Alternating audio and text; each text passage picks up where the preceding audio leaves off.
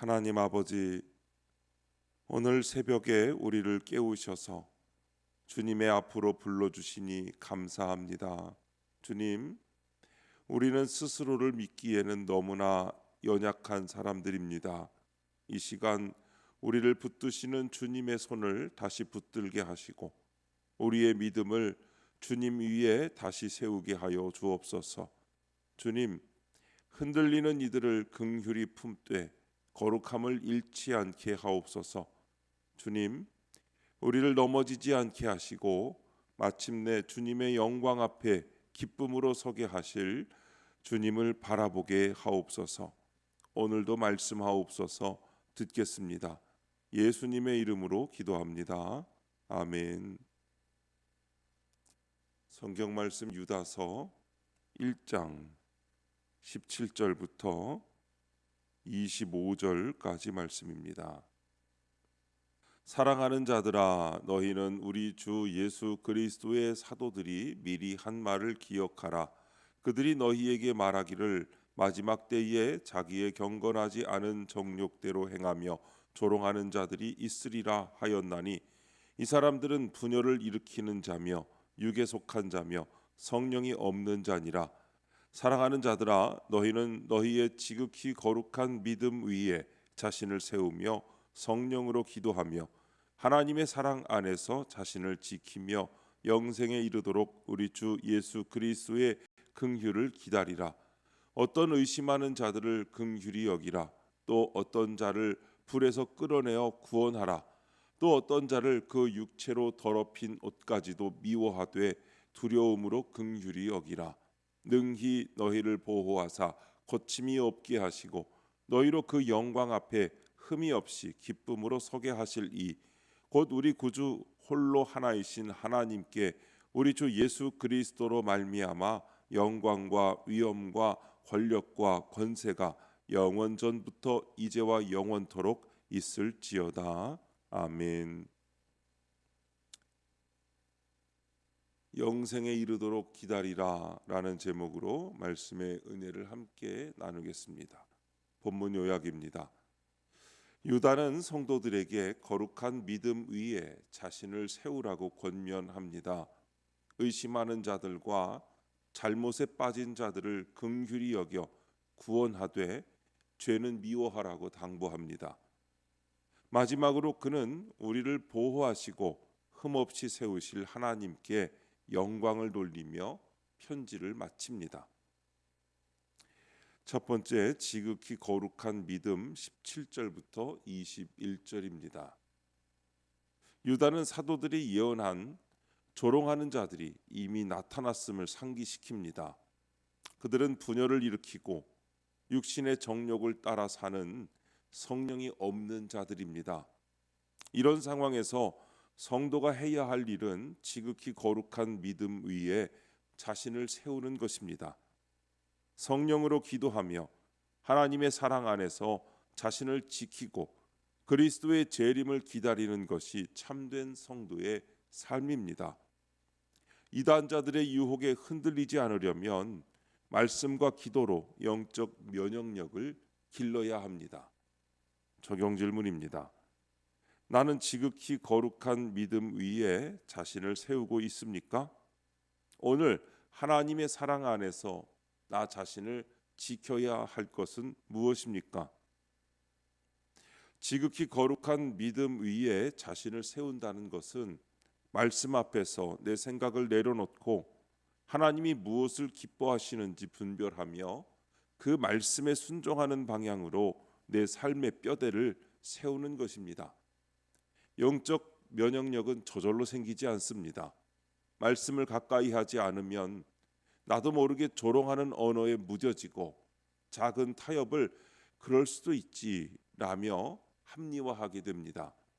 그래서 오늘 내 삶에서 말씀을 뒤로 미뤄두는 자리를 반드시 찾아야 합니다.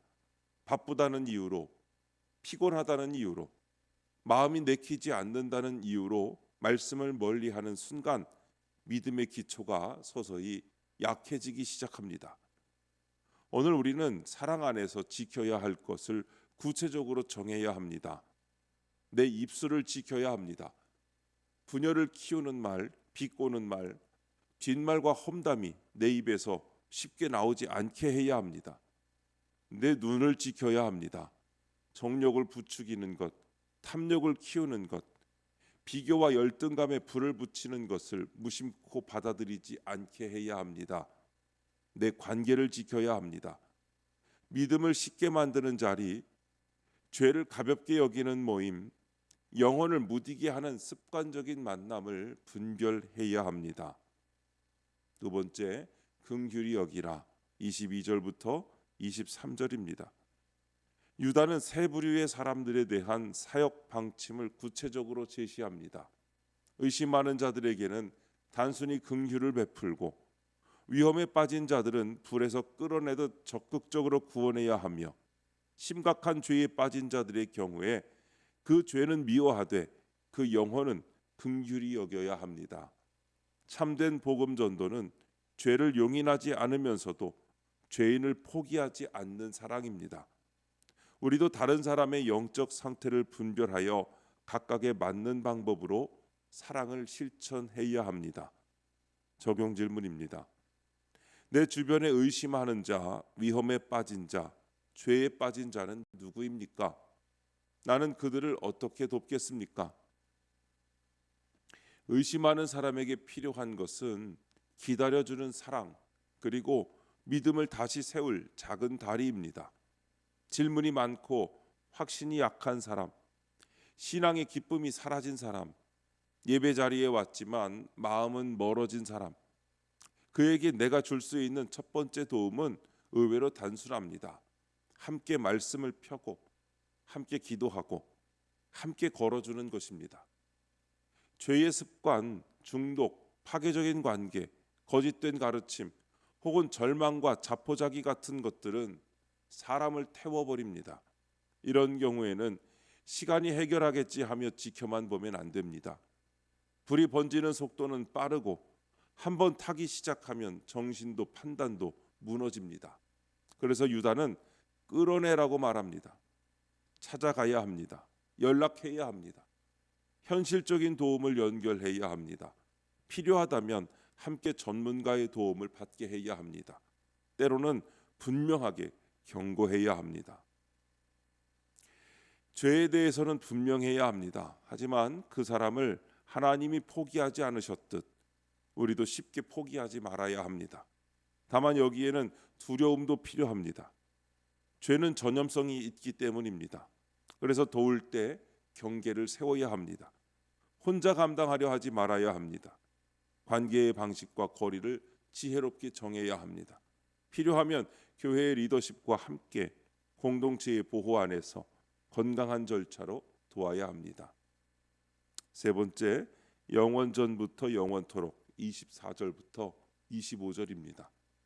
하나님은 우리를 넘어지지 않게 보호하시고 그 영광 앞에 흠없이 기쁨으로 서게 하십니다. 이는 우리의 노력이나 공로가 아니라 오직 하나님의 능력과 은혜로 가능한 일입니다. 예수 그리스도로 말미암아 하나님께는 영광과 위엄과 권력과 권세가 영원전부터 이제와 영원토록 있습니다. 나의 구원의 시작과 끝이 모두 하나님께 달려 있기에 성도는 안전하며 하나님께 모든 영광을 돌릴 수밖에 없습니다. 적용 질문입니다. 하나님이 나를 끝까지 보호하실 것을 얼마나 확신합니까? 올 한 해 하나님이 나에게 베푸신 은혜는 무엇입니까? 나의 구원은 내 손에 달려 있지 않습니다. 나의 시작도, 나의 지금도, 나의 끝도 하나님께 달려 있습니다. 그러므로 성도에게 가장 큰 안전은 내가 잘할 수 있다가 아니라 하나님이 끝까지 하신다는 확신입니다. 확신은 편한 날이 많아서 생기는 게 아닙니다. 흔들릴 때도 하나님이 나를 붙드셨다는 경험이 쌓여서 생깁니다. 그래서 오늘 우리는 한 해를 돌아보며 은혜를 사건으로만 세지 말고 붙드심으로 세워야 합니다. 넘어질 뻔했는데 멈추게 하신 순간이 있었습니까? 포기하고 싶었는데 다시 일어나게 하신 손길이 있었습니까? 관계가 무너질 뻔했는데 회복의 길을 열어주신 일이 있었습니까? 내가 몰랐던 위험에서 지켜주신 보호가 있었습니까? 울다가 기도 한마디도 못하던 밤에 그래도 예배 자리로 발걸음이 옮겨지게 하셨던 은혜가 있었습니까? 이것이 하나님이 나를 끝까지 보호하신다는 증거입니다. 변하는 세상 한복판에서 변하지 않는 분이 계시다는 것, 그분이 나를 끝까지 붙드신다는 것이 바로 성도의 소망입니다.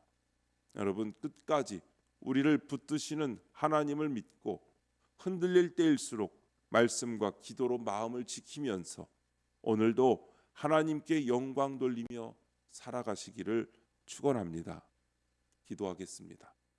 하나님 아버지, 올 한 해도 지극히 거룩한 믿음 위에 저희를 세우시고 주의 사랑 안에서 지켜주신 은혜에 감사드립니다. 내년에도 많은 영혼을 긍휼히 여기며 구원으로 이끄는 사명을 감당하게 하옵소서. 저희를 끝까지 보호하셔서 흠없이 기쁨으로 서게 하실 주님만 영광받아 주시옵소서. 지금 이 시간 주님께 기도하는 성도의 기도 가운데 함께하여 주시옵시고 주님의 세미한 음성을 들려주시며 그 선하신 손길로 붙들어 주시옵소서. 우리 주 예수님의 이름으로 기도드립니다. 아멘.